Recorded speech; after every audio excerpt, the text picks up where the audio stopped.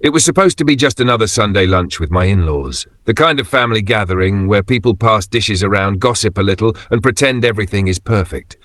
But that day, I learned the hard way that nothing in my marriage or my wife's family was as it seemed. We were at a restaurant, sitting around a long table. My wife, Claire, was laughing with her mother, her father was making small talk about business, and her brother was bragging about his new car. Everything seemed normal. Then my phone buzzed under the table. It was a text from a friend I trusted more than anyone. The message was short but chilling. "Stay calm. They're recording you." My heart skipped a beat. I looked around the table, trying not to give anything away. But suddenly I noticed little things I had missed before. Claire's brother had his phone oddly propped up against a glass. Her father's smartwatch seemed angled toward me. And Claire, she was watching me. Not with love, but like she was waiting for me to make a mistake. That's when it hit me. They had set me up. I thought back to the past few weeks. Claire picking fights over small things, her mother asking me suspicious questions about money, her brother hinting that I wasn't good enough for her. It was all leading up to this moment. They wanted me to lose my temper, say something wrong, maybe even storm out, so they could paint me as the villain. But thanks to that text, I stayed calm. I smiled, kept my voice steady, and acted like nothing was wrong. When her father made a snide remark about how real men provide more for their wives, I just raised my glass and said, "You're right, providing is important. Luckily, Claire and I both work hard and make a great team." Claire's mother tried to bait me next.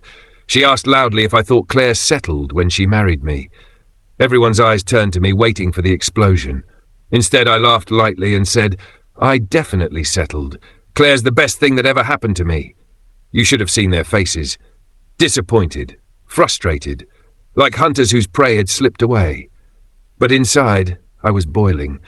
Why was my own wife allowing this? Why was she in on this setup? I didn't react then. I played the perfect son-in-law, thanked them for the meal, and drove Claire home. The second we got inside, though, I confronted her. "Why were your family recording me?" I asked. Her face went pale. She tried to deny it at first, but when I pulled up the text from my friend, she froze. Finally, she admitted the truth. Her family had never liked me. They thought if they could catch me losing control, she'd have the excuse she needed to divorce me and still come out looking like the victim.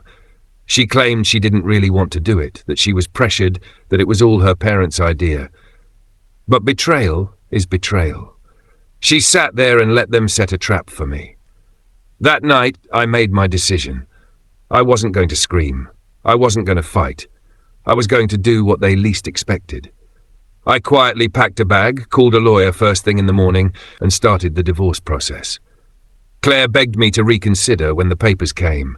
Her parents even tried to pretend it was all a misunderstanding. But I wasn't falling for it. If they wanted proof, I wasn't the weak one. This was it. Now, months later, I look back and realize that text saved me from the biggest mistake of my life, staying with someone who never really had my back. And when I tell this story, people always ask me the same thing. What happened to Claire and her family? The answer? They lost. They lost me. They lost control, and most importantly, they lost the chance to ever make me their victim again.